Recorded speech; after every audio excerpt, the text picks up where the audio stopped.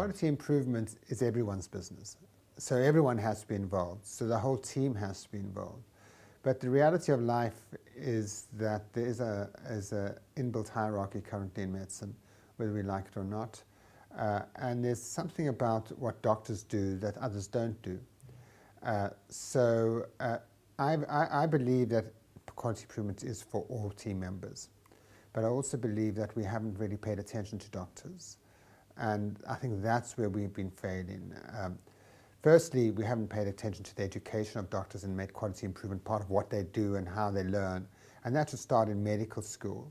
It also should continue in their postgraduate training, that quality improvement should be an integral part of their training.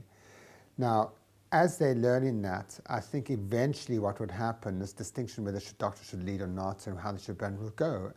But currently, we need to pay attention of catch-up for the doctors. Now, as far as the nurses are concerned, they've been leading the way in many ways in quality improvements. And one of the mistakes I think we made is when we placed the responsibility of quality improvement managerially with other professions and left the doctors out. I think it's a joint thing. So the strongest results, the best results come out when you have a doctor leader and a nurse leader leading the quality improvements on a ward. That makes sure that all the team members get involved. It's no use just the doctors leading, no use just the nurses leading, you have to have both. And that's based in evidence at hospitals like Cincinnati, where they've had great results with this partnership. And that's the purpose for junior doctors to realize that if they want to improve, they'll need to work with other professionals, but they need to know what to do. When I started, there was nothing.